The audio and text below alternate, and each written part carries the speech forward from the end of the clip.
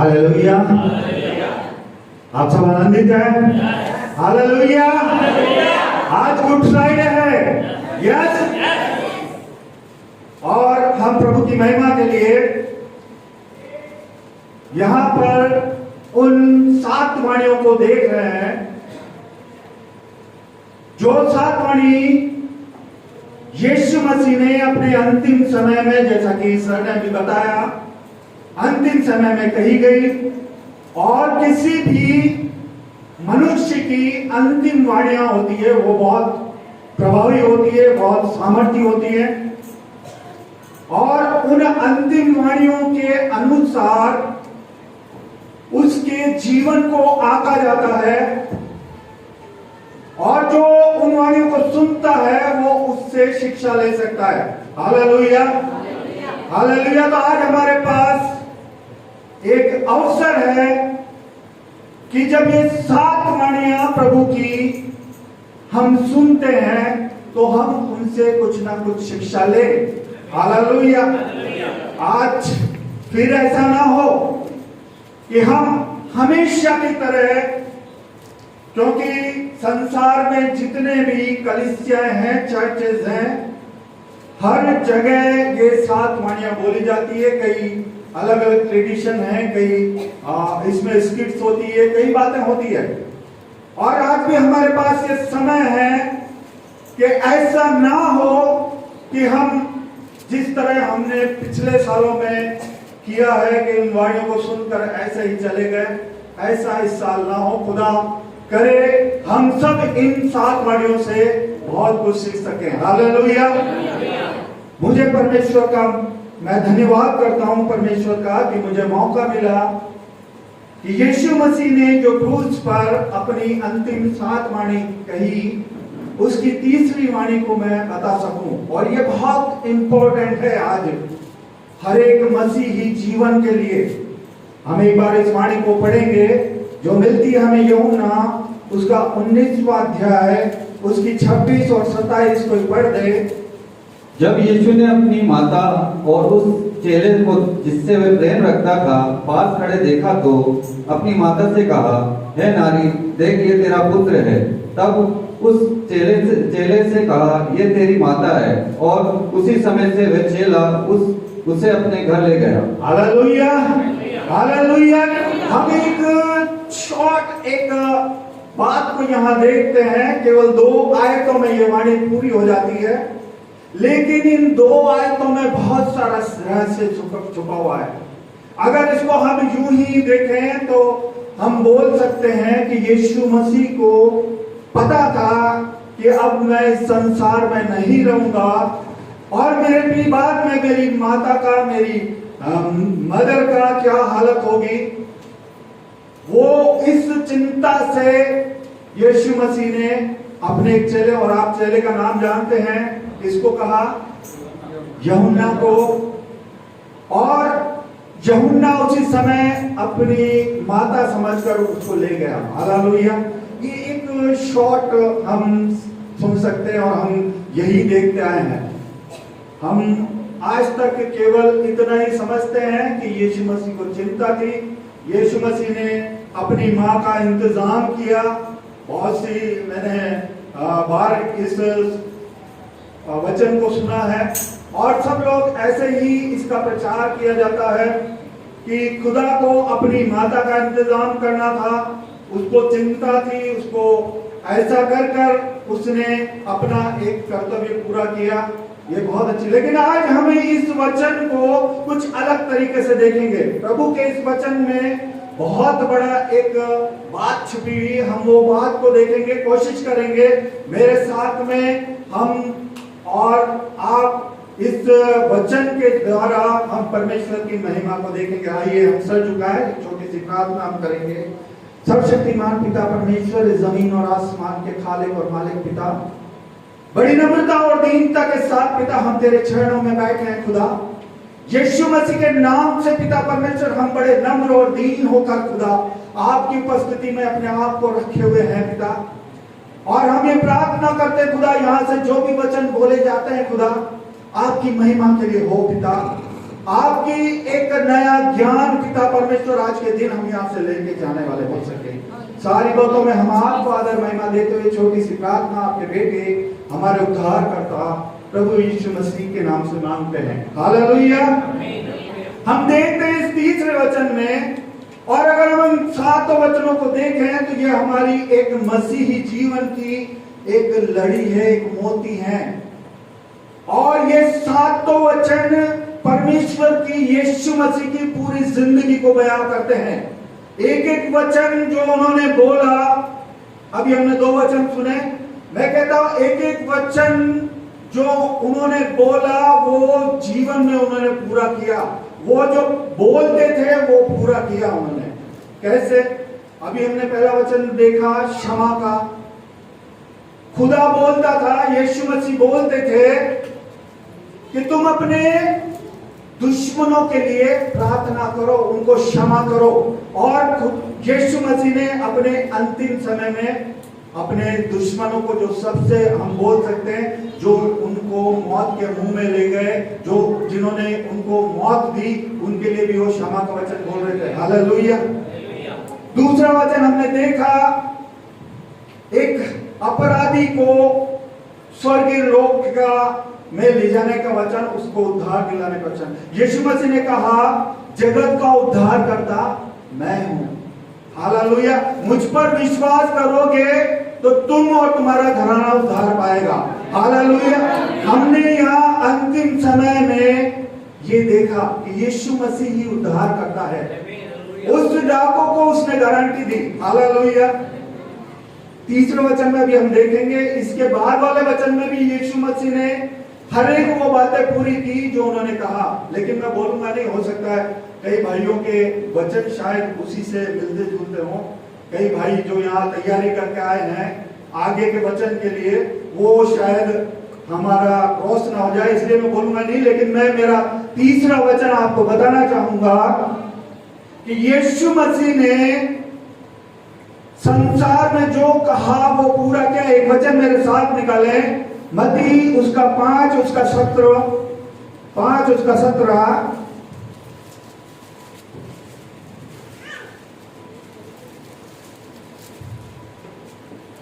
यह न समझो कि मैं व्यवस्था या भविष्यवक्ताओं की पुस्तकों को लोप करने आया हूँ। लोप करने नहीं, परंतु पूरा करने आया हूँ। हालेलुया। यीशु मसीह पे ये आरोप लगने लग गया कि वो इधर उधर की बातें करते हैं, व्यवस्था से उनका कोई लेना देना नहीं। तो यीशु मसीह ने एक वाणी बोली थी, एक वचन बोला था, और वचन को हम देखते हैं, ये न समझो कि मैं व्यवस्था या भविष्यवक्ताओं की पुस्तकों को लोप करने आया हूँ।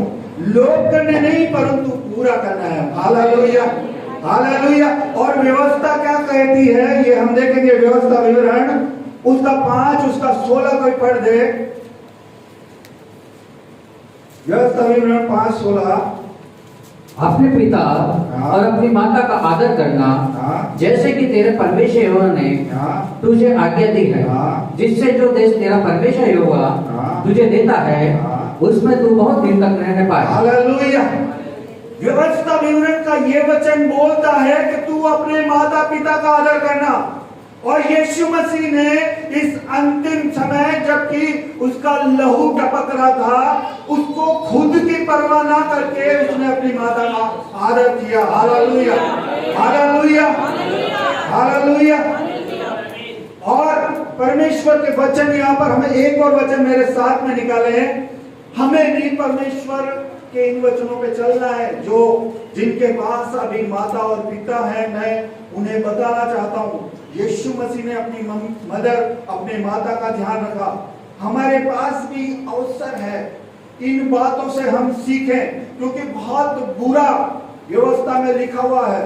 अगर हम अपने मदर अपने फादर की, अपने माता पिता की इज्जत नहीं करते। एक वचन मेरे साथ निकाले, नीति वचन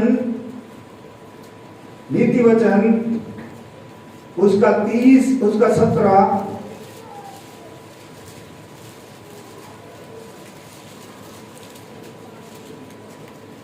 जिस हाथ से कोई अपने पिता पर अनादर की दृष्टि करे और अपमान के साथ अपनी माता की आज्ञा न माने, उस हाथ को तराई के खोद कर निकालेंगे और रुकाब के बच्चे खा डालेंगे। हालेलुया।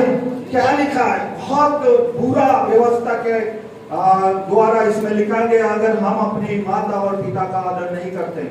आज हमको इस वाणी से ये शिक्षा लेनी है कि चाहे जो भी हो, मैं अपनी माता और पिता का आदर करूंगा। Hallelujah, hallelujah.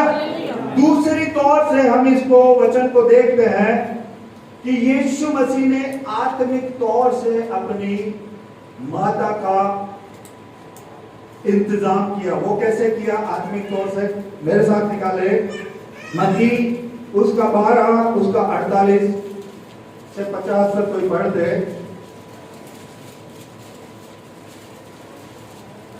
ये सुनकर उसने कहने वाले को उत्तर दिया, कौन है मेरी माता और कौन है मेरे भाई? और अपने चेलों की ओर अपना हाथ बढ़ाकर कहा, देखो मेरी माता और मेरे भाई ये हैं, क्योंकि जो कोई मेरे स्वर्ग के पिता की इच्छा पर चले वही मेरा भाई और मेरी बहन और मेरी माता है। हालेलुया। कितना सटीक वचन ये है। हम देख रहे हैं यहाँ पर परमेश्वर ने, यीशु मसीह ने अपनी माता का इंतजाम किया, लेकिन हमारे दिमाग में एक बात घूमती है। वो क्या? यीशु मसीह के सगे और भी भाई बहन थे। हालेलुया। उसके मम्मी के, उसकी माता के और भी लड़के थे, लेकिन यीशु मसीह ने अपनी मम्मी की, अपने माता की जिम्मेदारी किसको दी? यूहन्ना को। वो सगा उनका बेटा नहीं था, उनकी बहन का लड़का वो था, क्योंकि यूहन्ना का पिता का नाम जब्दी था और उनकी माता का नाम शालोमी था, और शालोमी और मरियम दोनों बहनें थी। तो ये एक दूर का रिश्ता था, लेकिन इसके बावजूद उसने अपने चेले यूहन्ना को अपनी माता को सौंपा। क्यों सौंपा?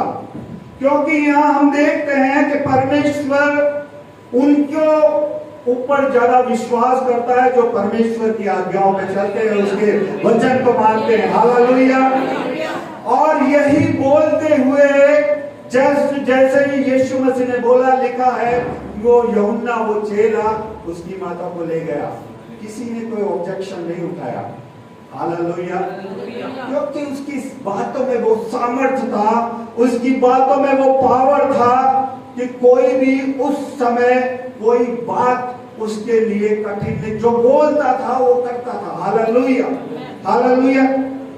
तीसरा एक और हम वचन देखेंगे कि परमेश्वर के जन को, परमेश्वर के लोगों को जो परमेश्वर ने किया, यीशु मसीह ने किया, एक प्रबंध किया अपनी माता का, अपने, चाहे वो उसने उस अपने चेले को जो यीशु मसीह के मार्गों पे चलता था, परमेश्वर के मार्गों पे चलता था, उसको दिया। लेकिन एक वचन और मेरे साथ निकाले, पहला तीमुथियुस 3 उसका 4 और 5 पढ़ दे।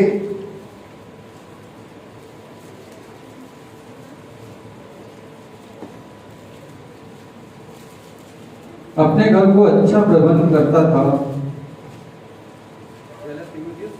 पहला तीमुथियुस 3 उसका 4 और 5। अपने घर का अच्छा प्रबंध करता हो और अपने बाल बच्चों को सारी गंभीरता से अधीन रखता हो। जब कोई अपने घर ही का प्रबंध करना ना जानता हो तो परमेश्वर की कलीसिया की रखवाली कैसे करेगा? हालेलुया। यहाँ क्या देखते हैं? अध्यक्ष की हम खूबियों को यहाँ देखते हैं, और अध्यक्ष की खूबी यहाँ वचन बताता है कि सबसे पहले हमें अपने घर का प्रबंध करना है। हालेलुया। और यीशु मसीह ने यही किया। अंतिम समय में यीशु मसीह ने यही किया, और हमने देखा यीशु मसीह ने सबसे तीसरी वाणी में अपनी माता का प्रबंध किया। हालेलुया। पहला क्षमा, दूसरा उसने उद्धार, और तीसरा एक चिंता का जो विषय यहाँ पर उसके जहन में था, यीशु के जहन में था, उसको पूरा करके उसने वो सब बातें पूरी की जो वो संसार में बोलता था। हालेलुया। और हमें भी यही करना है। हमें इस वाणी से ये शिक्षा मिलती है कि हमें भी हमारे परिवार का ध्यान रखना है, अपनी मम्मी, अपने माता, अपने पिता का आदर करना है और जहां तक हो सके अपने परिवार का प्रबंध अच्छे से करना है। हालेलुया। क्योंकि जो अपने परिवार का प्रबंध नहीं कर सकता वो कलीसिया में क्या काम करेगा। हालेलुया। हम बहुत से लोगों को देखते हैं कलीसिया में ये और वो और घर पे पता नहीं, लेकिन हमारा यीशु मसीह कहता है, हमारा वचन कहता है कि हमारे घर का प्रबंध हमें पहले करना है। हालेलुया। क्योंकि क्यों कहता है ये वचन, क्यों लिखा? क्योंकि हमारे घर से ही पहला उद्धार का काम होता है। हालेलुया। क्यों?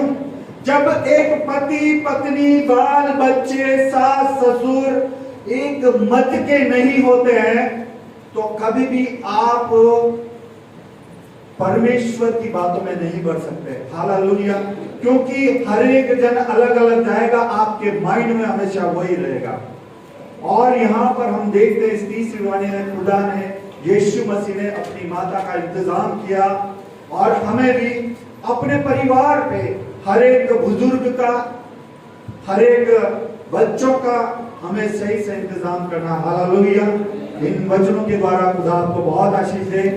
परमेश्वर की बातों में आप बहुत बढ़ो, परमेश्वर आपको आशीष दे।